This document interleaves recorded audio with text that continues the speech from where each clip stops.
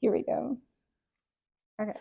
Welcome to the Perinatal Lounge. I'm your host, Gioi, RCT, and I am the owner and founder of Perinatal Maps, maternal advocacy plus postpartum and parenting support, formerly known as Postpartum Lifestyle. Welcome to the lounge, come take a seat. Stories and wisdom we know you need. Whether you're healing or growing new life, we hold the whole you, every stage, every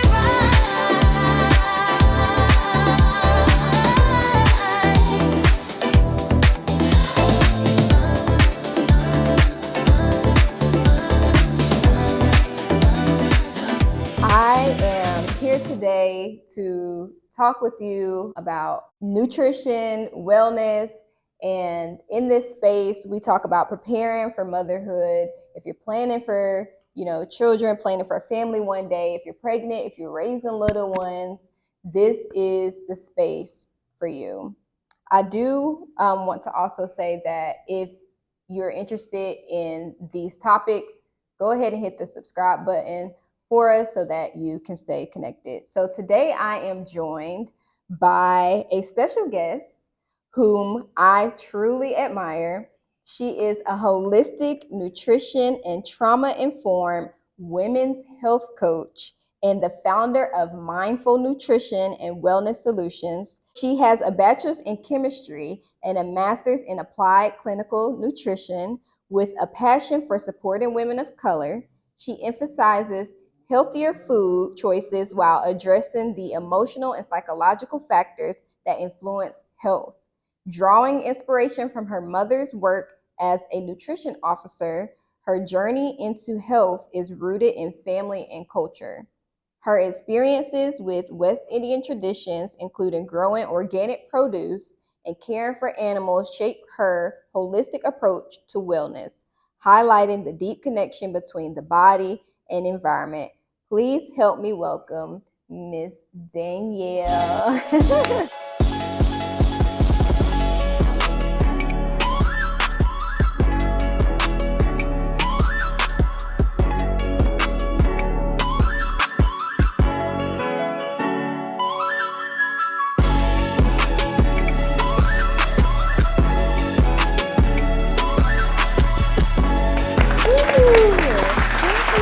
Yes, thank you. Welcome, Danielle. Thank you so much for being here with me. I'm glad to be here. I truly appreciate it. I do. We planned this months ago. Yeah, and March. Yeah, March. Yep, and March. you committed to it. Yep. You stuck to it, and I really appreciate you for that. I really do. You had no idea what you was walking into. That's all right. I'm used to that. So. And I can't even tell you how great. I'm like, I don't even know what I'm doing, but you signed up for it. You was like, I'm down, and I appreciate you. I do. No problem. But before we dive into today's topic, I do want you to have the opportunity to tell your story. Man, story goes back. So I grew up in the Caribbean. So born and raised. Shout out to Montserrat. Little island that's still colonized by the British. But if anybody wants to know, it's near Antigua, because I know Antigua is popular from the Caribbean standpoint. Yeah, we're not too far from Antigua. But yeah, my story I have always had a passion and a desire for helping people. And so, of course, coming from West Indian background, the typical route is to become a doctor. So that was the desire. I was going to do an MD, PhD. Yeah, we're going to skip that part. And I was like, yeah, this is not going to happen. So I've never really been someone who adopted to like the traditional or following the same route that everybody does. I wanted to do things differently. So once I learned about med school and what it would require to have a PhD, I was like, yeah, no, this is not going to work out. So I just wanted to do things differently where it wasn't from a traditional sense, but still come from a place of how can I help people? Yep. And I also went through a phase of my health and well-being wasn't the greatest. So I experienced trauma, childhood and adult, and I didn't realize how much it impacted my health. I just thought it was a mind thing. Yeah. I didn't realize how much it was impacting my body until I started to go through therapy and do some different things. And I realized it shaped my relationship with myself, the foods that I chose to eat, because some things were a coping mechanism, and I wasn't aware of that with how I was eating. So it's just amazing how much I learned through my own personal experience. Yeah. Plus, of course, going to school, studying nutrition and understanding the pathophysiological stuff and all the different things. Like, okay, I can see how I would want to help people. I don't have to be an MD. I don't have to, specifically go to school to be like a naturopathic doctor. There's still ways that I can do this. Absolutely. Even if it's just a means of educating, because I realize that's a big thing. We're bombarded with information. People are not necessarily aware of what's valid or applicable to them, because it could be very general, but how does this impact me? Exactly. How does this impact my situation? So that's what I really wanted to do, was to help people to be able to navigate personalizing things that are applicable to them, plus along with the education and being able to change that narrative, especially for us as people of color, understanding how our bodies are impacted. We are people who have thrived, or I should say, mastered surviving. Yeah. We've mastered that. But I think we need to learn to stop surviving and start shifting into a space of what does it look like for life to be luxurious, to be filled with joy on a regular basis, to not be hustle, to not be tired, to not be burned out. Like, we know what that is and we know how to push through it, but what if we change that narrative that it doesn't have to be that way? So that way we're not constantly passing on cases of where we're having chronic diseases in our family history.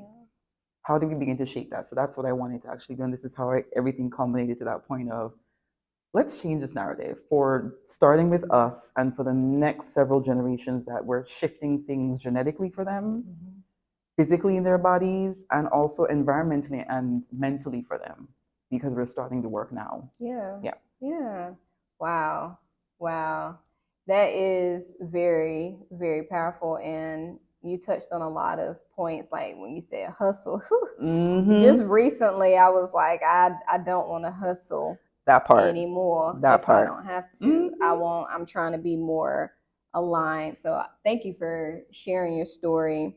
And your service is very much needed and very appreciated. Like, anybody who does get to embrace your presence and your knowledge will be gifted. Well, now that we're settled and kind of introduced, we're going to move into a quick round of myth or truth. Okay.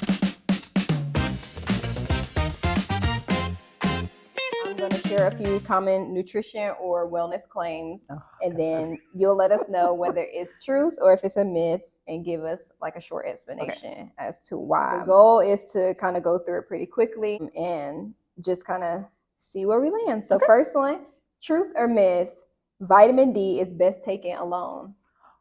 No, that's a myth. That's not true. God, first and foremost, get your vitamin D from the sun. First and foremost. Secondly, if you're taking vitamin D, it needs to be paired with K, because that helps with absorption from a biochemical standpoint based on the pathway. So no, that's a myth. I learned that from you. I know we're supposed to go quickly, but I learned that from you because I know vitamin D is something that I need personally, and I have been taking it without the K because I did not know. And most people don't. And I know a lot of people who don't, because I asked after the workshop that we did. I was like, oh, this is new information. So I went on a hunt looking for a vitamin D plus with K. And everybody that I knew that took it, I said, do you take it with K?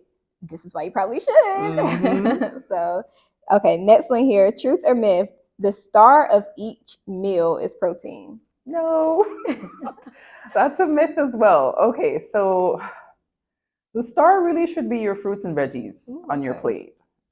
Mostly because outside of the protein factor, you get a wider variety of micronutrients from your fruits and veggies, along with your fiber, which is really what powers a lot of your cells, your mitochondria. If you're really getting it down to the nitty gritty from a chemistry standpoint, that's where a lot of the power and the energy is from on a cellular level.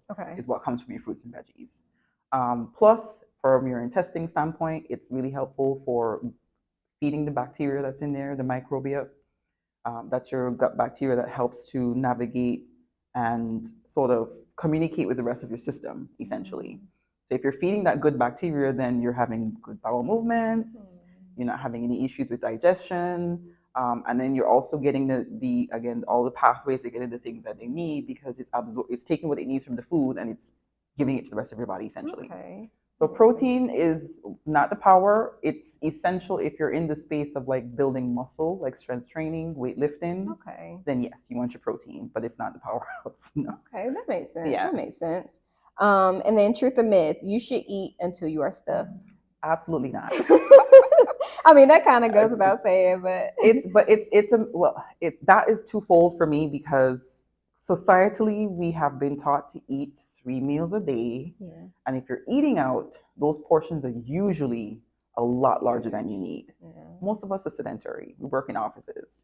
We're not out doing things like we used to several centuries ago, being actively out. So consuming that much, even eating 3 meals, I tell people, just because 3 meals is the norm, that may not be yours. You could be 6 meals, but your 6 meals are smaller. You could be 5 meals. You could be 2 meals. There's no one set thing. It really just needs to be tailored to that person's lifestyle and their activity levels. Yeah, that makes sense. That's very, very true. Because if you're more sedentary, you're not active as much. Right. And if you are more active, you probably are going to eat more. Correct. That makes sense. Okay. So truth or myth, skipping breakfast slows your metabolism. That's a tricky one. I wouldn't say it's entirely true, nor that it's a complete myth. It is scientifically, it is recommended not to skip breakfast. Reason being is, when you wake up in the morning, your body has done a reset, a recalibration overnight. So in the morning, you're starting off in sort of E in a way, because everything that you did throughout the prior day was used up to the sleep, because you are burning energy as you sleep. So you're sort of almost starting an E, so you need to kind of, re-put back into your system, which is why they call it break fast, from the word, because you fasted to the entire night. Oh, break the fast. I never thought of it like that. Wow, breaking the fast. Because that's what you did for however many hours you slept. So yes, it's recommended to eat breakfast because it does help to start your day and affect your metabolism in a way. But that really depends on a person's lifestyle. That makes sense. While it's yes and no, I wouldn't say it's a complete truth and a complete myth. It really just depends on the person. But it is recommended to eat breakfast because it does help you to start your day and break that fast from the prior day before, to give your body the necessary nutrients. Cortisol is also pretty high first thing in the morning. So doing certain things that help to recalibrate you and set you off for the day, to give you that energy that you need to do what you're doing for work, however many hours you're working. That's essentially what the breakfast is for. Okay, that makes sense. Truth or myth, food plays a key role in supporting hormonal balance. Oh, absolutely. Absolutely. Your food impacts everything in your entire system. From your brain down to your toes, honestly. And so from a hormonal standpoint, you could be eating, if you're eating a lot more things that are fatty and sugary, you are affecting your hormones, especially as a woman. You are probably affecting your hormones that is now putting you in a space where you're leaning more towards infertility versus being fertile, as an example. You could be messing with your estrogen levels, progesterone levels. It really, again, depending on the female and where they are, lifestyle, body composition, beyond BMI, because BMI is just a number, it's not accurate. But beyond the BMI, you could be creating an environment that is putting you in a space that leads to endometriosis, PCOS, things of that nature, or exasperating it if you already have it. So yes, it absolutely does. Wow. Yeah. So, and it's crazy because food is one of the hardest things to change. We're very stubborn about the food that we eat and don't eat. That part. Yeah. Yep. And life plays a big role in where you go and get your food, whether you're doing it at home or you're buying it off the street. Yeah. Wow. Yep. Okay. So truth or myth, eating foods rich in fiber helps reduce estrogen dominance. That was a good segue. So yes, eating fiber let me back up and see if I can make this in plain language, because I don't want to start doing all the biochemical stuff. So fiber essentially is affecting other things that are going on in your system. For example, glucose, Okay. your insulin, um, and some other factors that are as well. So your pancreas is playing a part, your liver is playing a part, your intestines are playing a part, and all of those things. What connects all of those things is your blood. So what fiber does is it helps to minimize a peak or escalation of certain things in your bloodstream that is now running through your system and affecting which is ultimately your uterus and your ovaries and your fallopian tubes altogether. Okay. So the better that you can regulate what's going through your system by eating, and fiber helps to lessen things like having excess sugar, which is glucose is a simple sugar running through your blood system, so that you're not having those sugar spikes, which sugar overall is just, I call it a killer.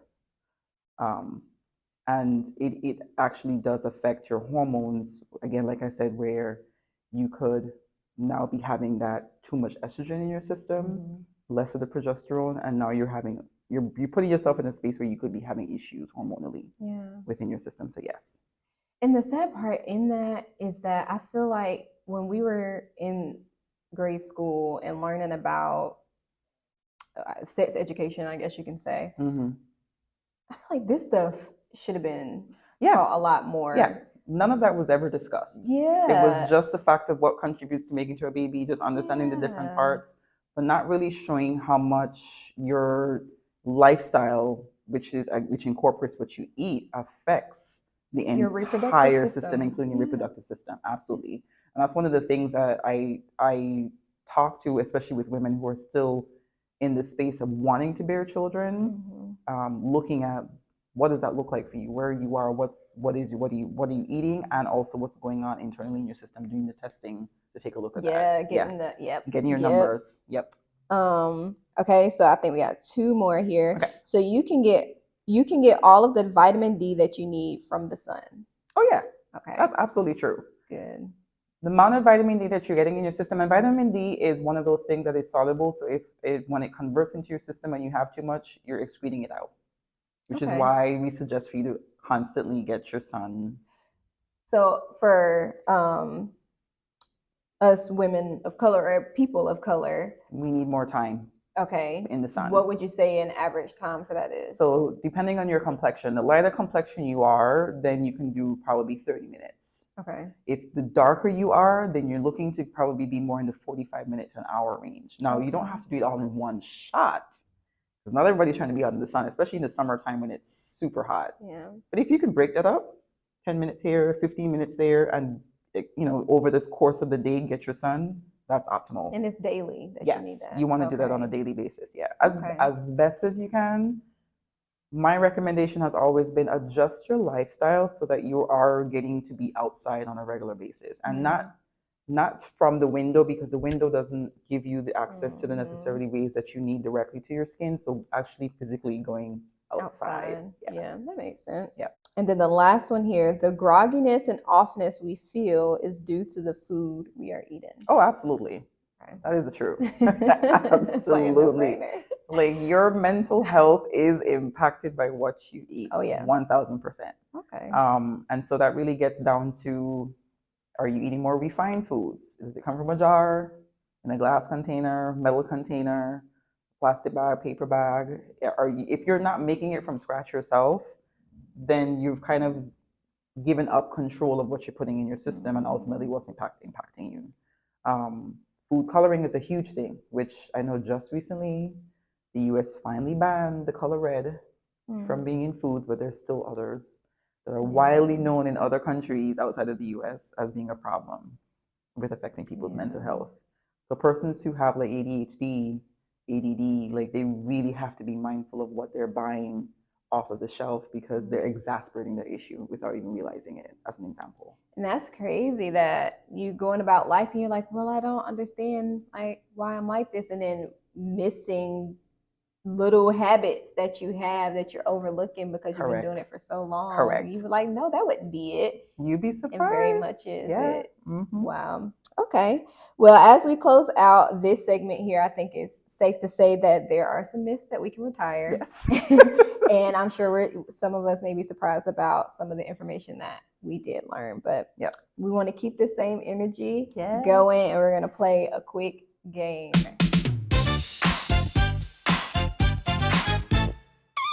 Crank the fun up just a little bit here. So this game that I feel like you're gonna like, if you like that bag, you're gonna like this game.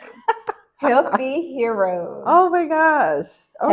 Have you ever played this before? No. Okay. This will be a first time. Okay, so let me get this table right here. Okay. So I just first time for both of us. All right. Okay, so we're just gonna go through the instructions here, and play it for a few minutes. Okay. We'll try to make it through one round at least. All right, so what I do know about it from what I skimmed, there's two different ways to play. I think we're gonna just do the easier one for today, and just try to collect the 5 food groups, just kind of going back and forth. We can pull a movement card, and if you feeling froggy and you want to jump, otherwise, I wouldn't be mad at you if you didn't. Say I can do a chair push-up. You know. Okay. So otherwise, we'll just focus on seeing who gets kind of flip the cards and see who gets the 5 food groups. So as our guest, I'll start first. Thank you. Yes. Okay. So I got broccoli. Okay. Wait, are we supposed to say? Yeah, it's fine. All right. I don't need what group is this? Let me see. Oh, that's a fruit, guava. It's a tropical fruit. Okay. Yeah. See, learning. And it comes in 2 colors, pink or white. Pink, this pinkish red or white. On the inside. Mm-hmm. Oh, okay. Right. Okay, so the next one, I got cabbage. I'm getting all the leafy green stuff. So you got 2 vegetables. All right, I'm in the dairy group. I got 2 groups. Okay. Egg nabbit. Eggplant. Is that another veggie? Yes. Oh, wow. Okay, I'm joining you with the veggies. Still green. Oh my God. Green beans. I'm getting all vegetables. Clearly, I didn't shuffle them good. Okay. Oh, you about to win. I got 4. Finally, papaya. Okay. What is is this a wait, no, what is this actually? Oh, it's a vegetable. Okay. So there's different types of peas, and that's one of them. Pigeon peas, one. So why would it be 2 different colors then? That's a good question. Let me see what they have purple as. Healthy protein. Interesting. And yes, pea is classified as a protein because that's where when you see those plant-based protein powders, pea protein. That's primarily what they use. Okay. Yes. Well, it makes sense. It's vegetable, yes, but I guess because it has a very high content of protein on it. Oh, it does. 22 grams. 22? That is a lot. And that's so anytime anyone who's vegan and does not want to do a protein powder that is the traditional sense, which is from animal milk, then they would do a plant-based one and they use pea as the protein powder. That's cool. That's cool to know. Yeah. Now I know you promote getting your supplements directly from your food. Would you recommend, or what would you say about a pea protein powder? So I'm not against it. One of the things that I like to talk about is reading your labels. Okay. If your ingredient list ends up being like 12 plus ingredients or even 10 plus, like if it's long period, you may not want to necessarily get that particular product. Okay. The shorter the ingredient list, the better. Okay. So even with the plant protein powder, if the pea protein is the main source for your protein, what else did they put in there with the protein powder? Okay. Because you can make your own plant-based protein powder at home, really and truly. Yeah. You would just either get the peas yourself and dehydrate them, and then get like a grain mill or a blender, and just make it into a powder form. Okay. And then mix it with other things. And that's basically what a protein powder is. It's just powder, different mixtures of powder in, essentially. What else? What other? You can do almond flour. You can do flour. Flax seeds that are milled in a powder form. Okay. That's really what it is. It's just the product dried and milled down into a powder form. Okay. But anything that is protein based, all of your nuts that have protein in it, your chia seeds, your hemp seeds, your flax seeds, those are all plant based that you can get protein from. There's other things but I wouldn't say you can do them from home yourself. But yeah. Okay, that's really good to know because I tend to do some of the supplements just because for some reason it's harder for me to get stuff like in foods, and so I like to know my options. Yep. What is it, my turn or is it your turn? That's a good question. I got 5. Where are you? Yes, it's you. Yep. Let's see. Oh, we got vegetable. Carrot. I'm stuck. Please don't give me another vegetable. Okay, ghee. I love my clarified butter. It's one of my go-tos. Oh, another dairy. We got some cottage cheese. And we got 5 colors, right? Yes. Okay, so I got 3. What would the other color be? Mozzarella cheese. It's dairy. Okay, tomato. What color are we missing? Out of curiosity. So there's only 4 colors. You already won. Oh, green, red. Oh no, wait. Orange. So we're missing orange. Orange. Okay, grains is what we're missing. Okay. I got another vegetable, so you go. Oh, gracious. Got a lot of veggies, which is true. You should be eating a lot more veggies. That makes sense. Ooh. Well, yes, a lime or lemon would be considered in the fruit category, even though it's sour, technically. Okay. Yeah. So that's what they have it in, the fruit? Okay. And then butter, dairy. I got milk. Ooh, these are not shuffled good. Fruit, grapes. I got blueberries. That's fruit. I love blueberries. Okay. It's got a ton of antioxidants in it. I have 2 blueberry bushes. Oh, you do? Oh, God, I have lavender at home right now. I haven't gotten to the fruits yet. So mine's mostly herbs. I ain't got to them either. The birds and the squirrels get to them. I don't even get a chance. They definitely will get to before you. As soon as they turn blue, too. As soon as they turn blue. I'm not surprised. I'm surprised. Oh, I got like a day or 2 gone before I can even look outside. They'll beat you to it for sure. My eyes ain't the only ones on them. They must be at the bottom. It must be. Soybeans. Yep, that's another one. Oh, 43. Yeah, soy is really, really high. Anything that's in the bean or pea category, you're gonna get a lot of protein. They'll say 24 grams, and it's mung bean. I'm okay with soy if you're eating it as is, edamame from the Japanese. Yeah. But if you're getting into like, that's just me personally, because soy can affect women from an estrogen standpoint. And so I'm very careful with like people who are eating soy-based plant alternative, or what do they call it? I'm forgetting it. It's supposed to be like meat, but instead of it being made from animal, it's from soy. Is it tofu? Like tofu is one of them, but there's a term that they call it. I'm not remembering right now. I'm having a brain fart. But essentially, it's supposed to be alternative meat. Oh, okay. That's what I was trying to say. Okay. Alternative meat, because it's made from soy or soy-based or temp. I noticed that too when I would try to do like no meat. It was like all of the no meat stuff had soy in it, and I have a sensitivity to soy. And so I can't like eat a bunch of it. Yeah, I don't like that they do that. It's personally, soy, yes, is easy. It takes flavor very well. It's easy to manipulate into something else for people to feel like it is that chicken or whatever the case is that they're eating.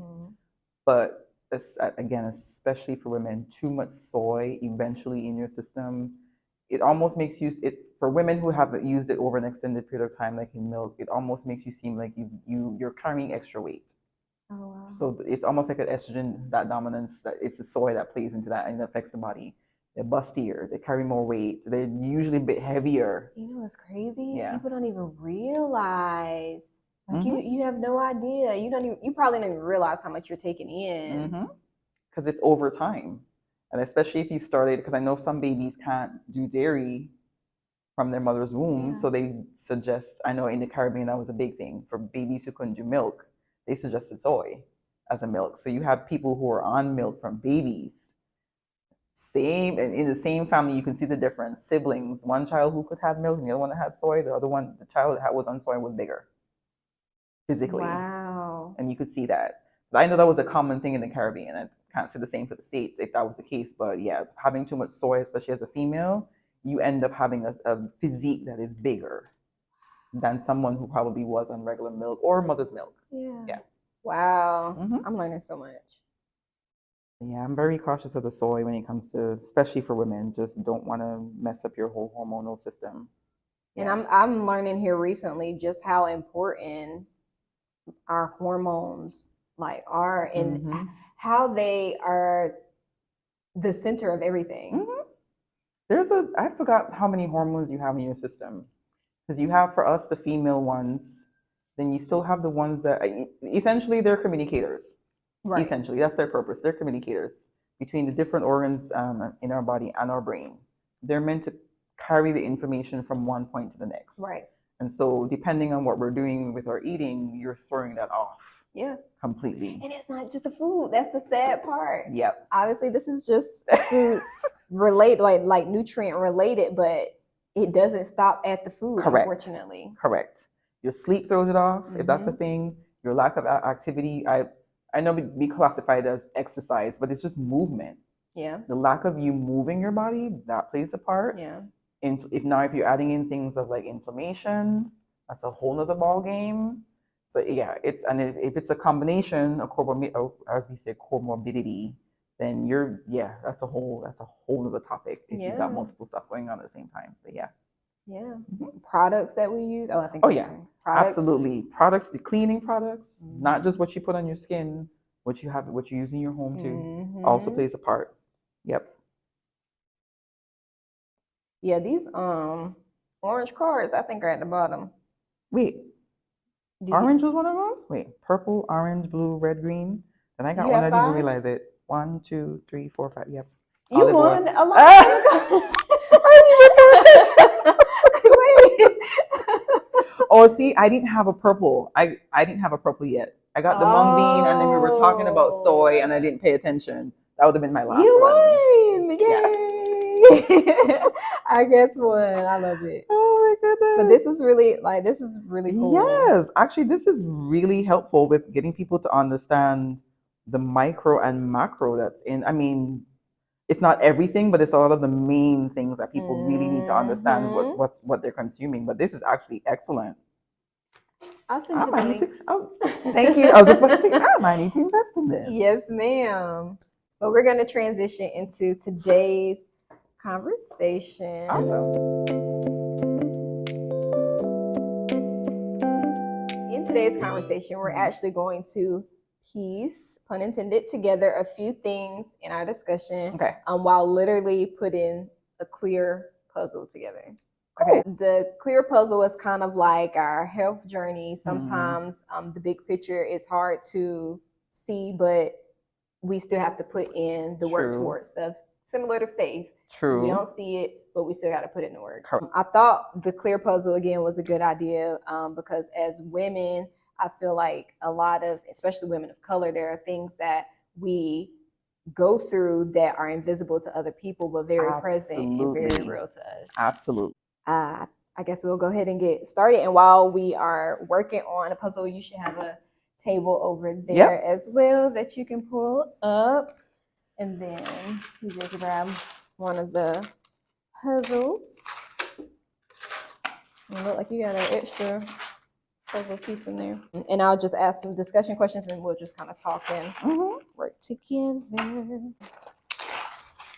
The first question here, what role does nourishment play in emotional wellness or self-regulation in women? Oh, it is an absolute requirement. So nourishment, I would say, isn't just only from a food standpoint. To me, nourishment is mind, body, and spirit, because they all are interconnected and integrated. Right.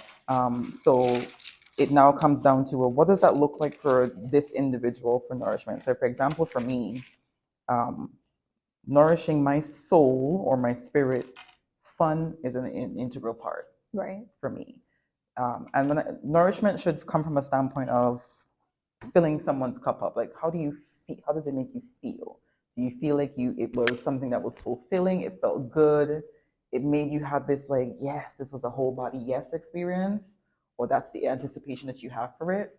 That's nourishment from a spiritual standpoint. Right. Okay. It's like filling your cup sense. up in a sense. So what are the things that you can do that does that for you? So like I said, for me, play is one of those things. So doing things like puzzles like this, music, listening to music, or going to shows with music.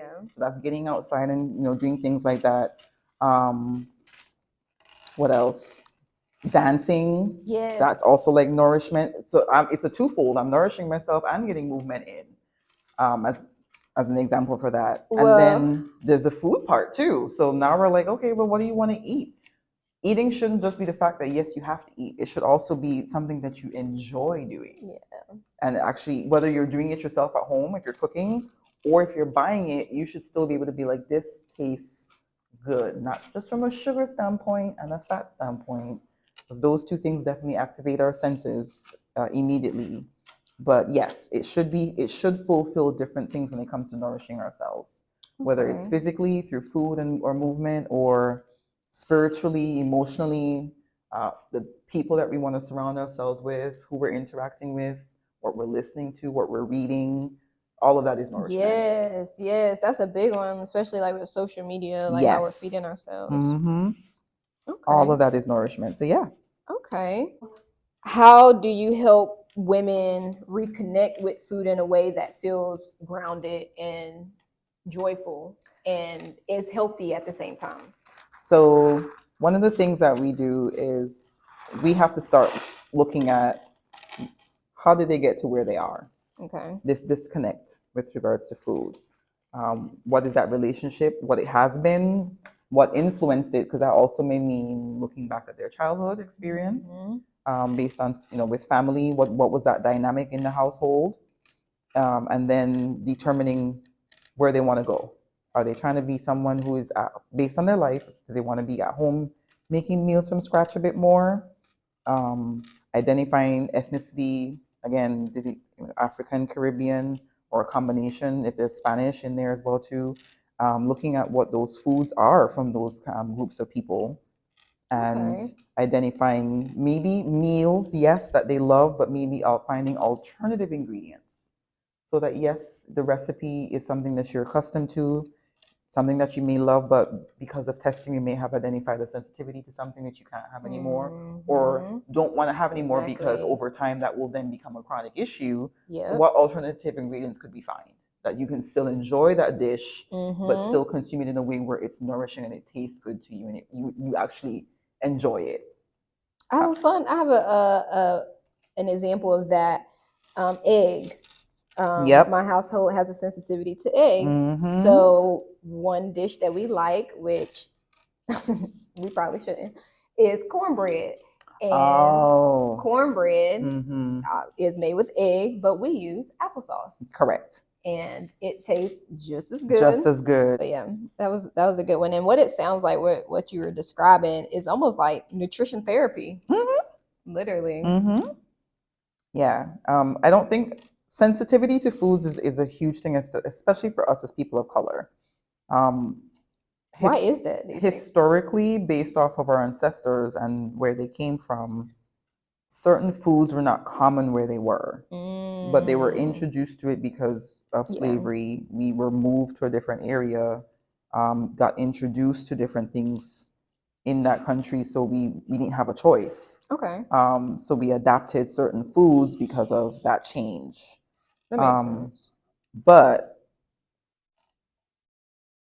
we didn't necessarily recognize it as being maybe as like an issue or a sensitivity, because another thing I realized that people have done is normalize things like being gassy. That's not normal. We shouldn't be gassy on a regular basis. Being bloated, belching a lot. Those are things that are common. You can get an over-the-counter thing to address that. Heartburn, that shouldn't be common at all. But it has become normalized because you can easily walk into a CVS or Walgreens and we'll get you something to alleviate that issue. Yeah. But you're not really addressing the root of the problem, which is probably something that you're eating. You're covering it up. Correct. Yep, that is so true. And so, yeah, historically, we have, as people of color, and not only us, but Asians, we primarily tend to have an issue with milk and dairy. Yeah. Eggs is another thing, too. Okay. Yeah. I didn't know that. Yeah. So some of us may be fine, and others may have a sensitivity where it affects them. It's not like it's a horrible allergic reaction, but they have a certain change in their system or their body with how they may feel that could contribute to that grogginess, changing their mood, changing their energy, because now their body has to take away from their certain organs in their system that would be a part of a function, and now go to the system that is having to deal with this ingredient of food that was put in the system to now try and help to figure out what to do with it to get it out of the system. Yeah. You're taking away from other things. So that's what contributes to a state of disease if you're constantly putting in foods in your system that way.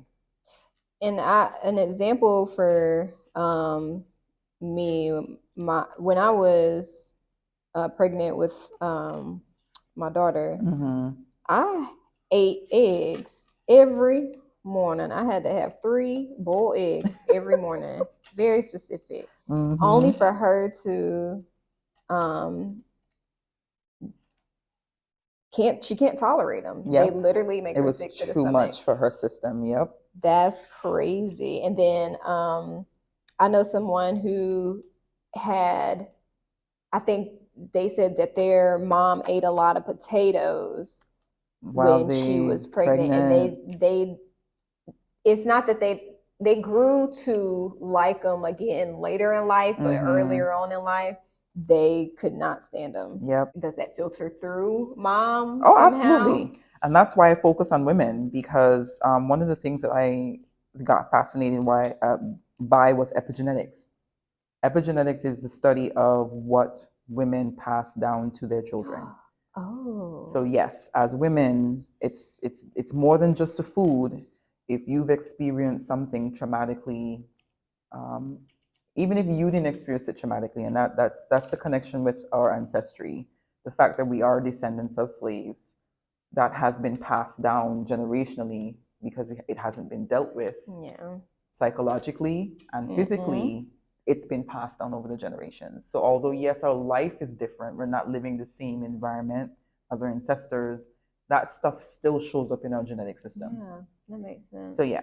And habits and things are passed down because a lot of things are passed down. Don't ask questions. You just do as you're told. Correct. Yeah. And that's the nature component. We talk about nature and nurture. Yeah. So yes, we do nurture in a sense with regards to how we want to shape our children, etc. But there's a nature component, and that's a genetic code. That's what gets passed down, regardless. So if we don't do the work to do the healing, which is what we're calling doing the shadow work and the healing and all that stuff, if we don't do that, then you're continuing to perpetuate the same problem. Yeah.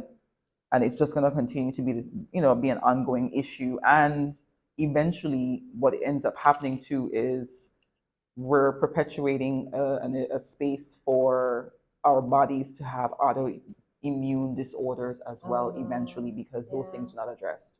So people who have things like lupus and other immune issues, it's most likely stemming from a mental standpoint that just never got addressed over the years. Yeah, that makes sense. And that got passed down. Built up. Correct. Okay, that makes sense. So yeah, epigenetics is something that I'm passionate about, because I realize that as women, if we're birthed, we're the ones who are carrying the children, we're passing them on, whether they're male or female, we're passing it on. Yeah. Okay. So I want to make sure that's changed for us, especially for our people, considering what we've gone through. Yeah. Change that narrative where our future children and generations to come don't exist from a space of automatically being in survival. Because again, we've learned that and we passed that on. We're masters at it. But let's be masters of something else. Something else besides surviving. Yeah. Because it's too much. It's a lot. It's absolutely a lot. And I'm doing terrible at this puzzle game right now. Listen, I don't even know if I have all the pieces, to be honest, but we'll see. I haven't gotten anywhere. Did you try to do the outside? That's what I was trying to do. I'm feeling miserably right now. All these little edges. The trick for me is looking at the shape of the these pieces right here. Yeah. Not that is, you said that's what you're trying to do, Yeah, but I'm trying to find all the ones with a straight edge. Like, okay, that's got to be an outside piece some way, somehow. Listen, once you get that first one, it's you like, I know. Ooh. Okay. So what are a few common areas where women tend to overlook their own nutrition? Ooh, that's a good question.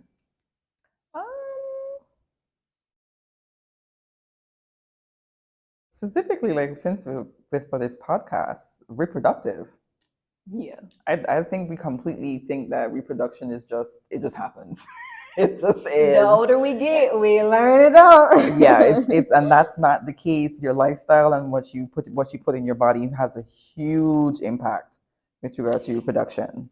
And that epigenetics that you're talking about, that should have been taught in the classroom. Yeah, but they don't want you to know that stuff either. Like it's just health. It's basic health information that we should have been taught then, because now here I see all these women in their 30s that are basically infertile, struggling to have chronic kids. stress. Chronic stress is an issue, and that again, we're constantly in this space of surviving and pushing that we're not realizing what we're doing to our bodies. So and I want people to understand too that stress is not up here.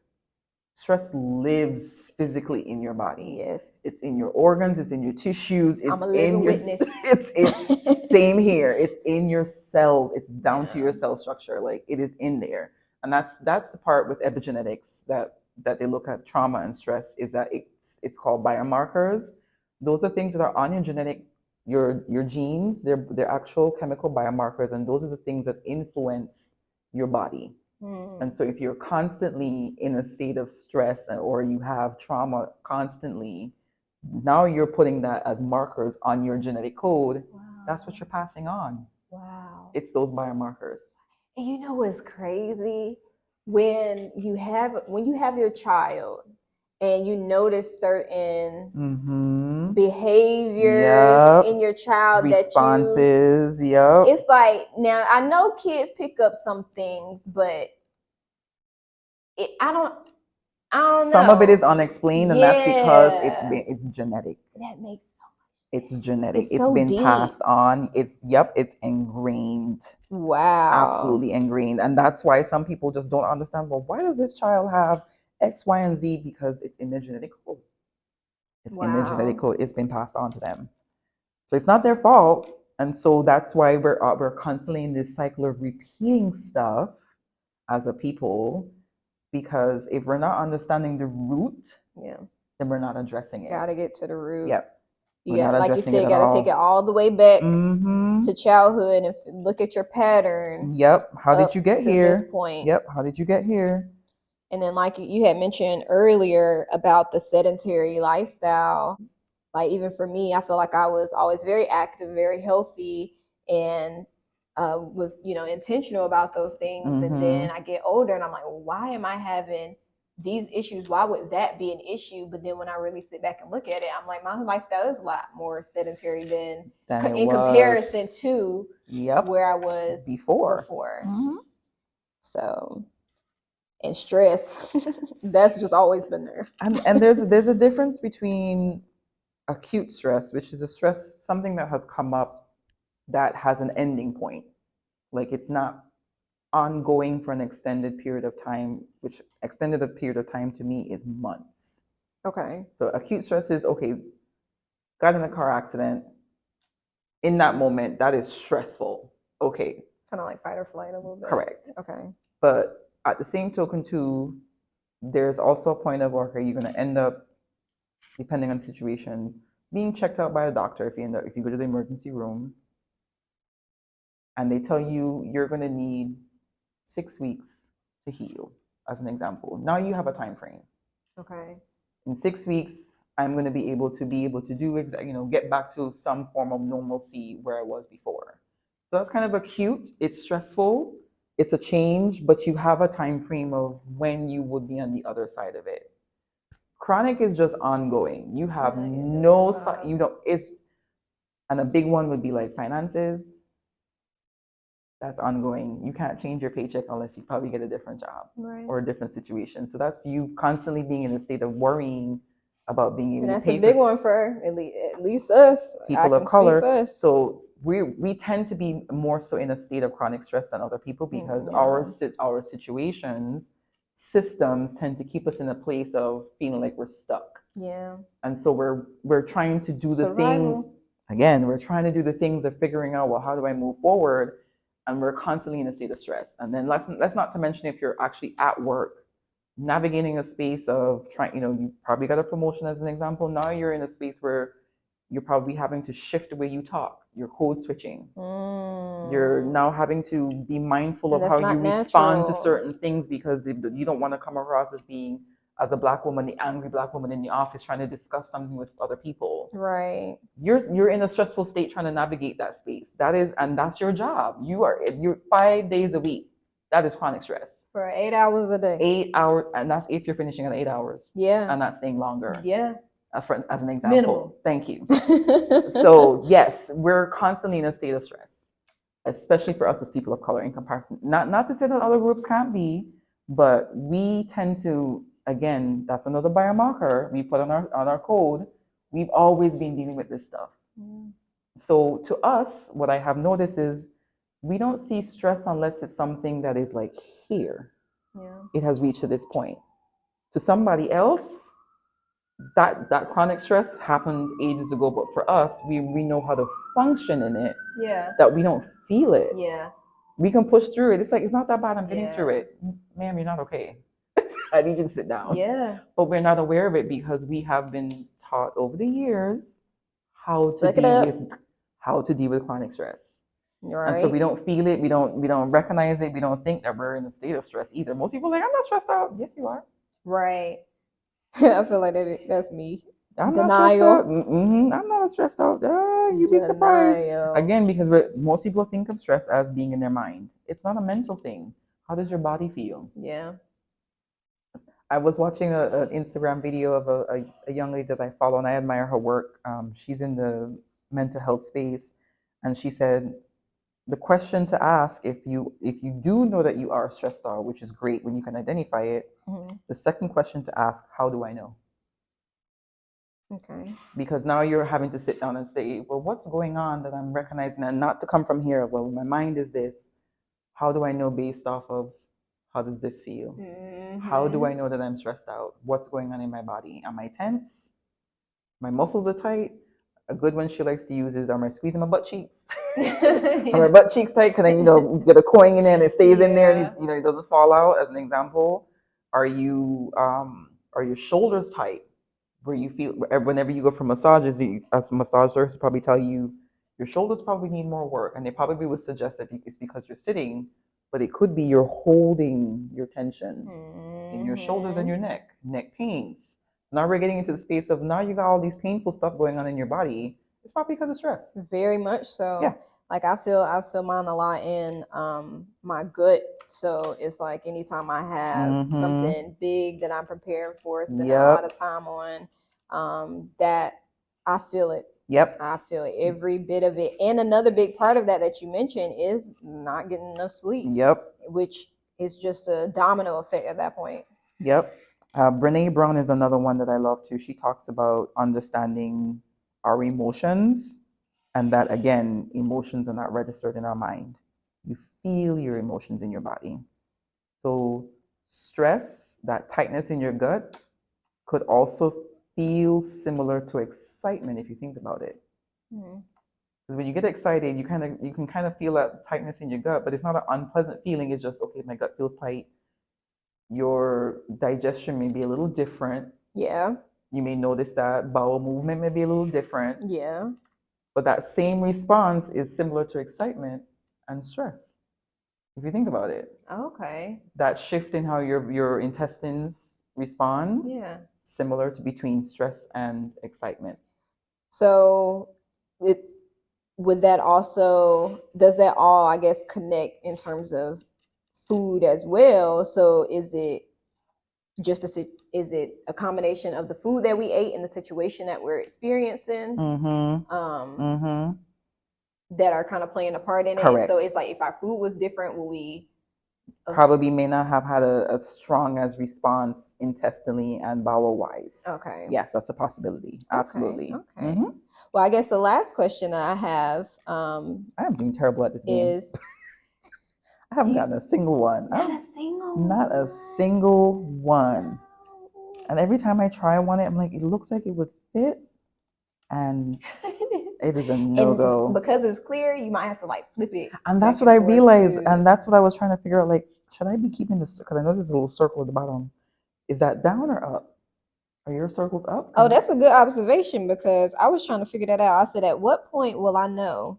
Because your circles are up. Some of them are, and some of them are down. And now I'm over here flipping. So that's a good observation. I saw that and I was like, wait, should they all be down or should they all be up? That's why you haven't made a piece yet. Exactly. That's why I say as soon as you do, you're going to be like, doop, doop, doop, doop. Because I'm over here just sticking them together and it's upside down. Oh, that is so funny. That's hilarious. Okay, so last question. Can you walk us through how to build a restorative snack or like a small meal? Ooh, that's a good one. So if it's restorative, then I would come from a standpoint of primarily your fruits and your veggies. Again, they're the ones that have a lot more of the micronutrients, which is what we need on a regular basis. So, and again, fruits and veggies don't always have to be eaten raw. You can roast them a little bit, as an example. You can bake them. You can grill them. Like you can get creative if you're someone who wants a change in, okay, yes, I want to eat more veggies and fruits, but I don't want to eat it the same way all the time. Yeah. Because what you see in the store is you get your fruits and veggies and there's a dip to go with it. Yeah. That's primarily how you see it. So most people think that's the better way to do it, but that's not the only way. You can eat it with peanut butter or any kind of nut butter that you like. As an example, I like to pair my fruits like apples, bananas with a nut butter. Okay, any kind of nut butter. I don't do peanuts, just not because I have an allergy. I just don't care for the taste of peanut. Oh, okay. But I do it with any other nut butter, and I eat that with the fruits and vegetables. So the more that someone can combine some of the nuts itself, if they don't eat it as a butter, but eat the nut as it is with some fruits and vegetables, to me, that is a simple way of having a snack. That is one filling. You get your protein, you get your fiber, you get your micronutrients. So it could be like a meal or a snack, depending on the quantity, but it's restorative. You're going to get the things that you need that's going to keep you functioning at your optimal throughout the day and meet a lot of the criteria with regards to macro and micro nutrients. So that's to me is more restorative. If you can eat more of those things, and again, it doesn't have to be that you eat it raw. You can bake it, you can roast it, you can grill it, whatever variety you want to try, and throw some seasoning on it too. That's an option as well. What would you pair it with anything? So am I just eating some strawberries and some broccoli and pineapple?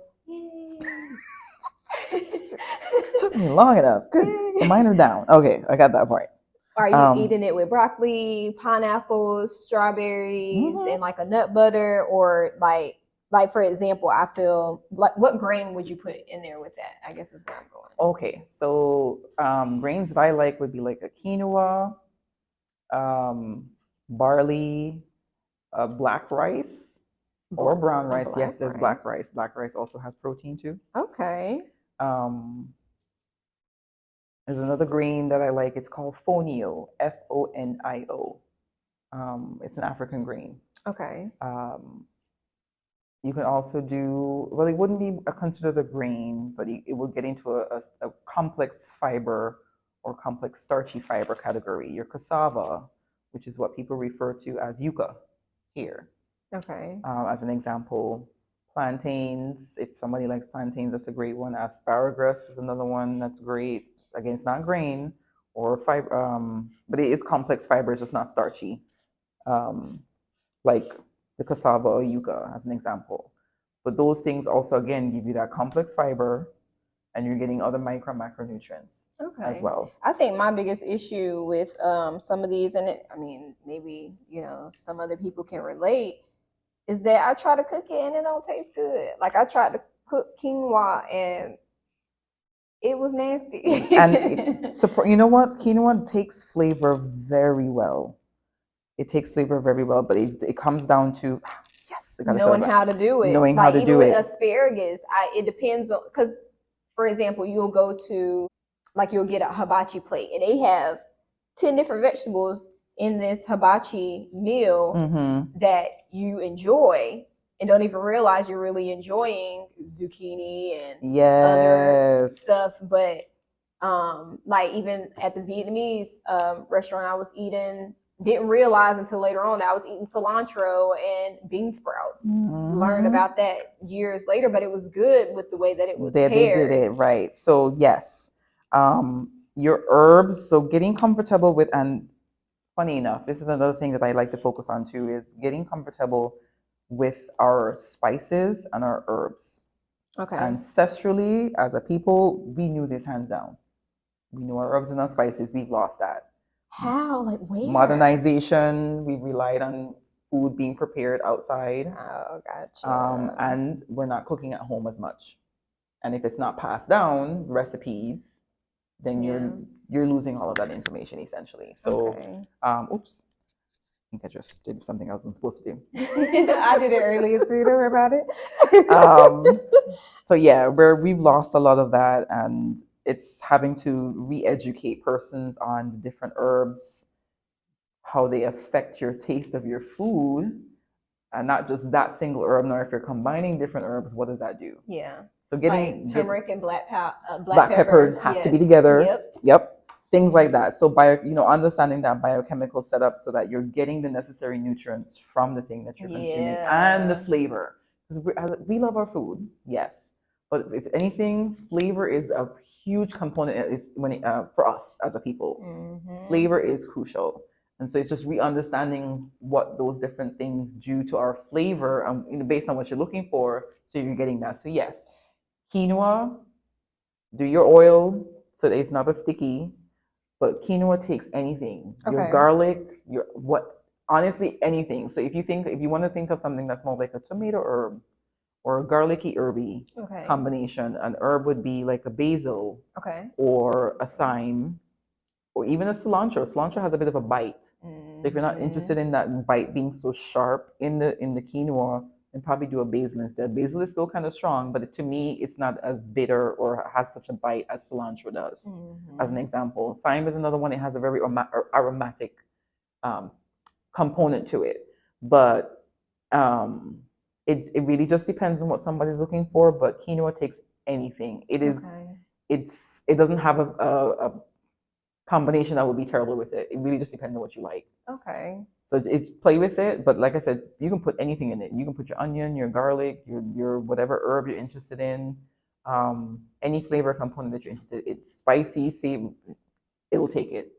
It's been so long ago now that I definitely need to revisit that. But it's just little things like that where I would try it and I'm like, listen. The other thing that I would suggest too is if you're not familiar with what to do yourself, one of my favorite grocery stores that I like to recommend, Aldi.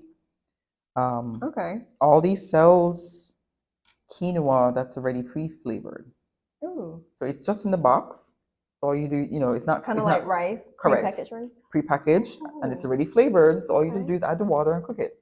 So now you get to see that profile and you can replicate it yourself if you like it. Yeah. As an example. Okay, that's good to know. Thank you for that. You're welcome. So that way you're not stuck trying to figure it out yourself. Yeah. Especially if you're not comfortable with the herbs and the combination.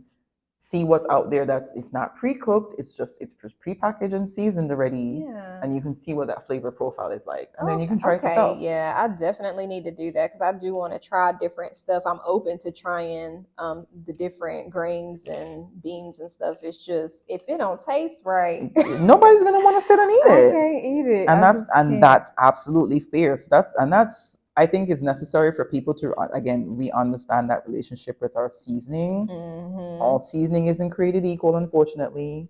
All seasoning isn't healthy, unfortunately. And I was just going to get to that. We need a healthier relationship with seasoning because that sodium is literally killing us. Yep, absolutely. And a lot of times when we buy seasonings too, which I've noticed, they have sugar in them too. I ain't surprised. And that's probably why we love them so much, because sugar activates a certain receptor, and it starts in our mouth, and that goes directly to our brain. And so every time, and honestly, people probably may not agree with this, but sugar is addictive. Yeah. Eventually, if you keep putting it in your system, when you stop, you have that, what's the term they call it? Relapse. Yeah. It's literally you have a relapse because you've eliminated it from your system and your body doesn't know what to do without it. So you have that relapse where you feel like you're in an absolute worst state, and it's because of the sugar. You relied on the sugar so much. It is absolutely addictive, and they put it in every single thing you buy at the store. Wow. It's crazy. They put it in everything. And salt is another thing too. And oils as well. I don't always trust necessarily that the oil that they say that's in there, that it's pure that. Because you can mix oils, because a lot of times that's what they do. Like the vegetable oil is a mixture of different oils that they sell. So I rather just get the individual oil itself. Yeah. Cold pressed, expeller pressed. That's the least amount of processing that it takes to get that oil extracted. Extra virgin, that's your better way to go. Okay, yeah. That makes sense. Okay, well, that was nourishing. Yeah. So I do thank you for sharing your wisdom and giving some pointers that I'm even gonna walk away with, ready to go to the grocery store. Now we're gonna shift and kind of change the pace a bit and give ourselves some space to reflect before we close out. Okay. But this part is postpartum tea.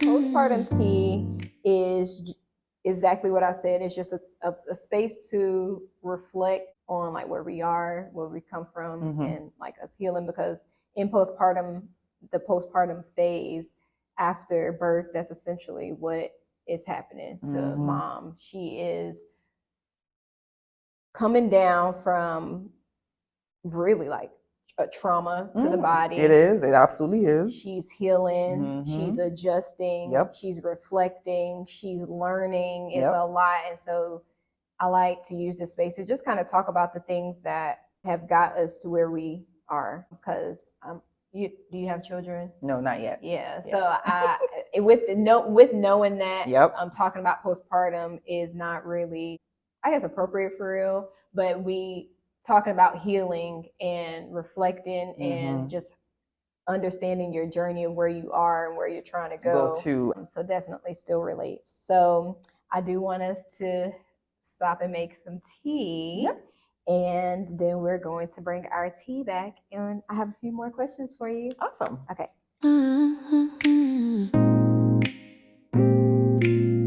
Postpartum tea, that tea. Steeped hot with honey. Let's get that tea. That tea, that tea, that tea, that tea, that tea, that tea. Sip slow, don't miss your blessing. Joy's got that tea, and it's sweet. All right. Now that we have our tea, I made a mess. We both did.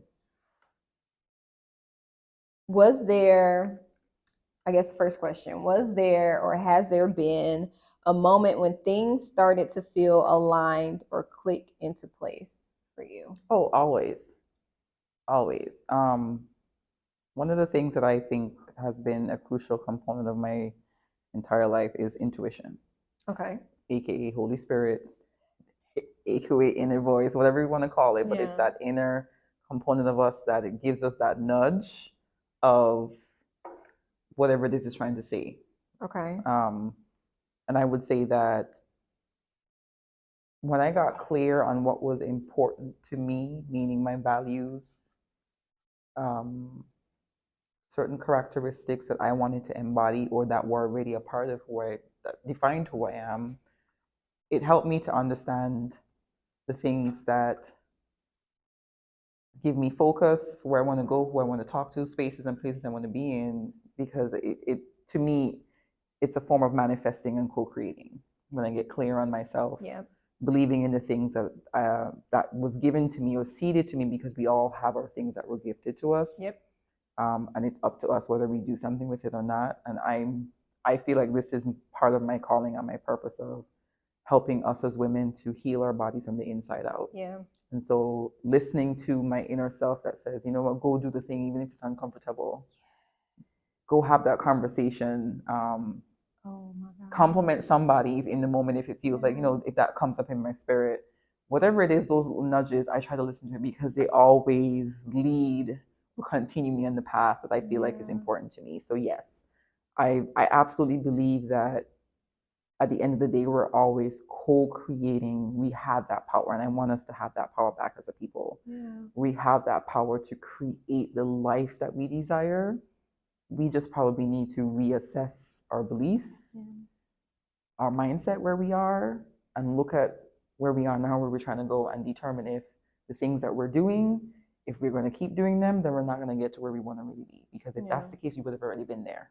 It does start with a level of self-awareness, for sure. And if you aren't even able to be in a moment where you have to reflect and say, okay, this is happening right here in this moment. I need to alter my thinking or this habit or this behavior. Right. You're not going to be able to change the things and be in the space that you want to be in. Yep. Absolutely. But yeah. Okay. Next one here. What have you learned about your body that surprised you through your nutrition work? Oh,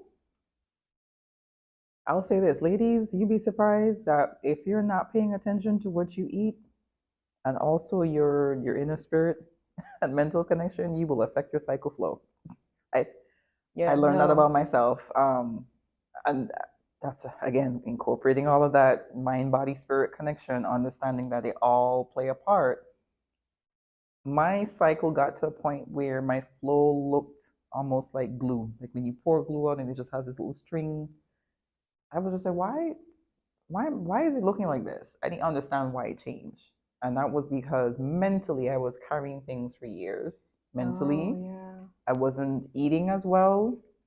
My diet was very starch heavy, but refined starch heavy. The breads, the crackers. Yes, the white rice versus the brown rice. Now, white rice isn't completely bad, but if that's what you're primarily consuming, that adds up over time. So the more the refined things, sugar being a part of, like, again, to just look at the ingredients and see how much sugar was in everything and realizing that, to eliminating that. So adjusting the type of carbohydrates I consumed, eliminating sugar altogether. Refined sugar, meaning it's a cane sugar, brown sugar. It's just sugar, coconut sugar. And yes, it's vegan and it comes from a plant. but sugar. Eliminating all of that. And again, really doing the work of reconnecting with my body physically. What's going on in this moment? What am I feeling? What is this about? What is this connected to? What is this experience, and being fully present? I shifted my actual flow.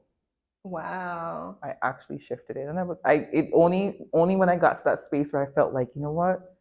I feel like nothing can touch me. Like I'm untouchable in the sense of something can come along, feel like it's probably bad to somebody from the outside, but it doesn't shake my tree. Like I'm good. So you basically got in tune with yourself? With myself. Essentially. Reconnected with myself, in tune with myself, that I could be aware and be present and understand and process and not react. Be reactive. It was just to be aware and be present. And if I needed to sit with something, I sat with it. And that reconnection back with my body, my cycle was like, yep, we're good. My womb was like, we're good. And do you think a part of that has to do with cortisol as well? Absolutely. Because you're being aware and you're not as stressed out. You're not reactive. You're not functioning up here. And that was also identifying the boundaries. Like,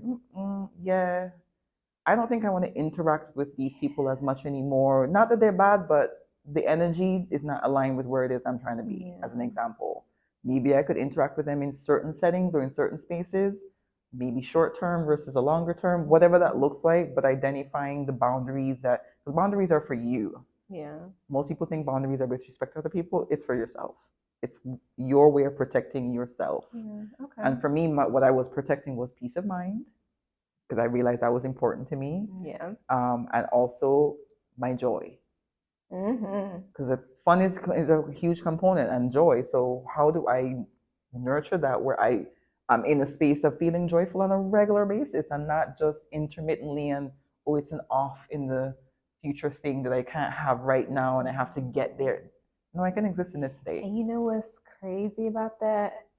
Feeling guilty about being joyful and like, ooh, this is not normal. Forbidding. That's exactly what I was queen of forbidding. I don't know if I can.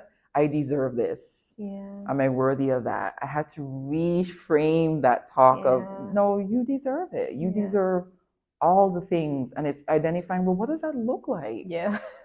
Because all of us, we don't know. We know the things that we don't want, but we don't know what we do want. What does it look like? What does it feel like? And begin to actually play, daydream, and visualize, and give ourselves that permission to do that. Yes.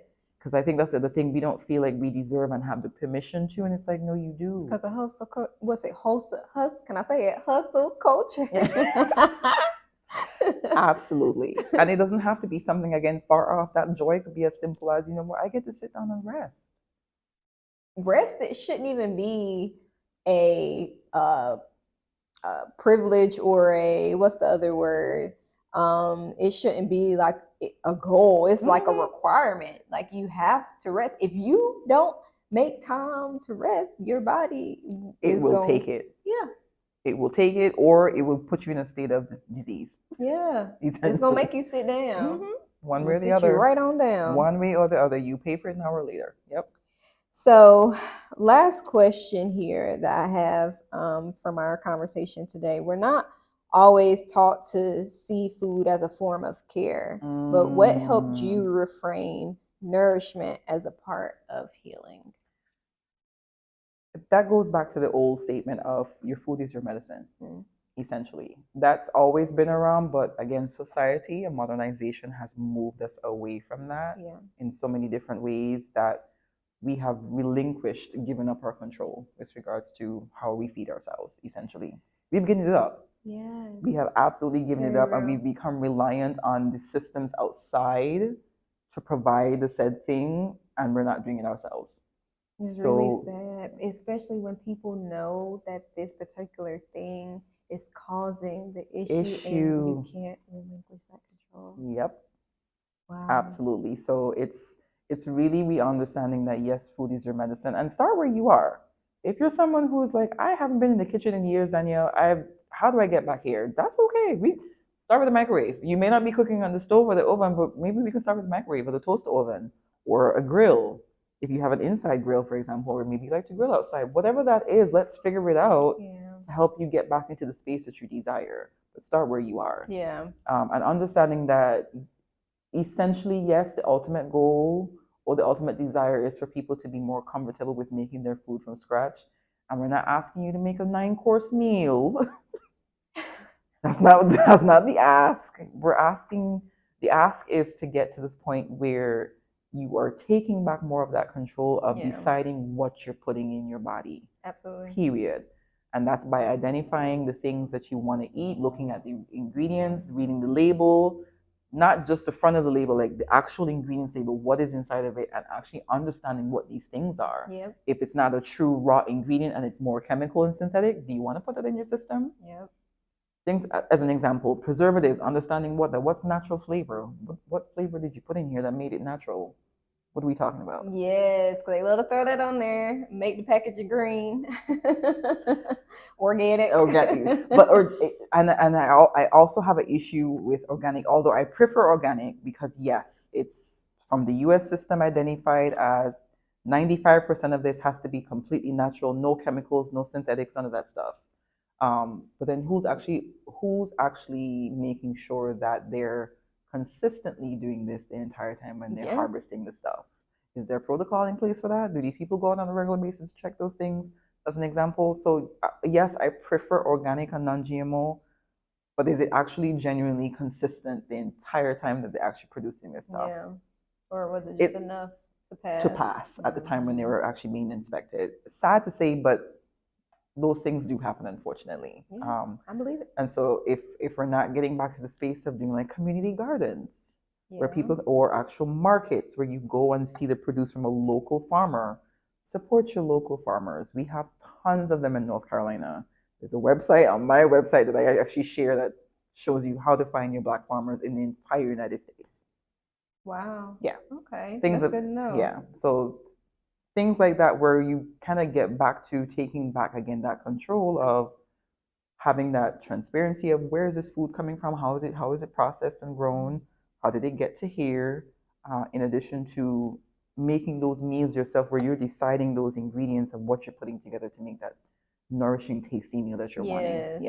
Yes. Taking the control back instead of just letting the everything else, the system tell you, well, yep, it's down the street, you can go to the drive-thru and get it. Yeah, you can, but then what does that do for you in the long run? So crazy how it just got normalized right up under absolutely our noses, just like other stuff. But this has been like a very fulfilling conversation. I've learned a lot. I'm ready to go home and, like I said, apply stuff, because I'm always trying to do things, and that's a space to be in. Is I feel like when you have the desire to do better, it helps position you into spaces and places of what aligns with me wanting to do better. Yeah.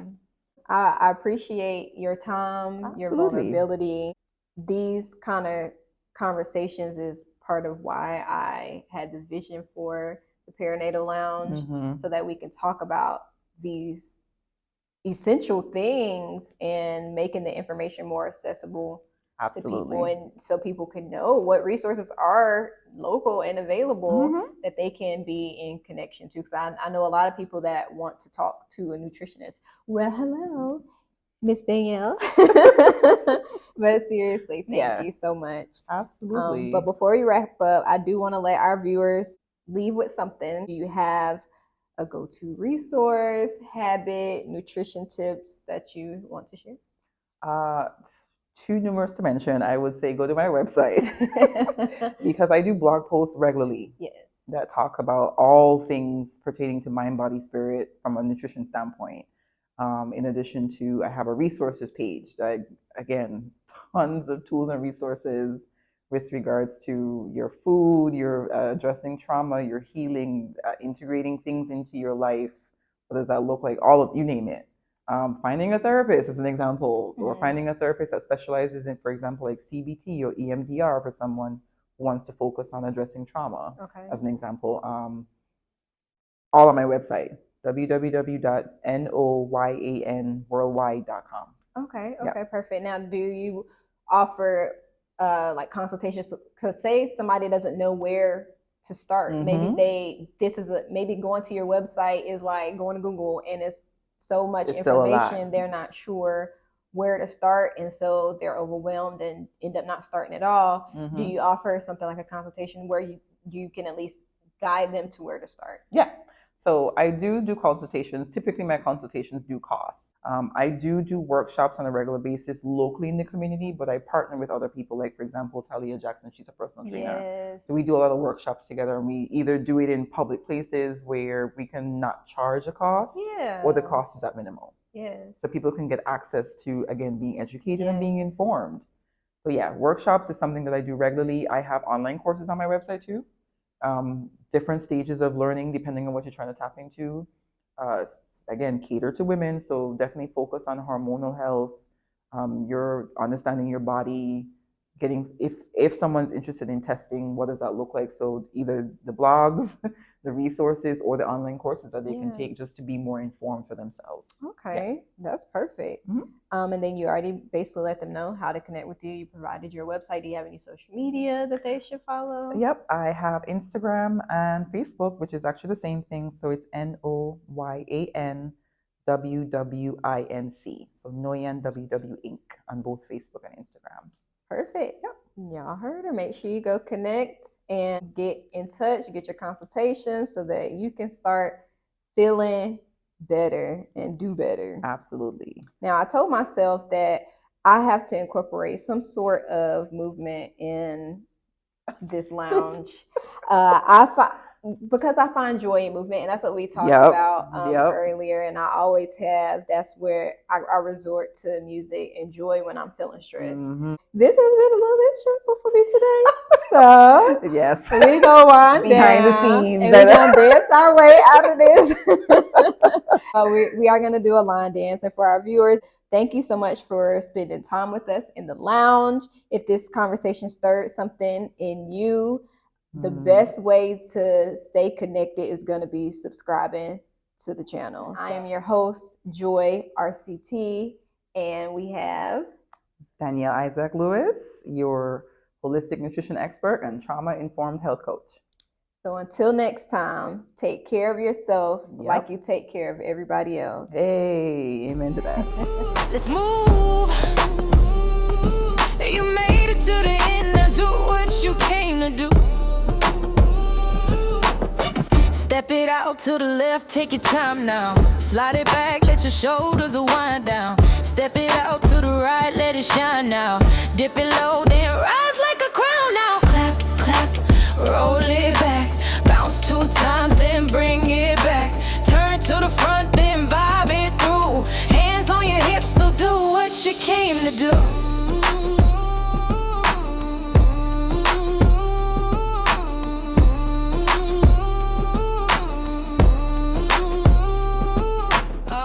Walk it out, 1, 2, 3. Smile for the folks watching on TV. Rock side to side, then hold that pose. This ain't just a dance, it's how healing grows. Clap, clap, roll it back.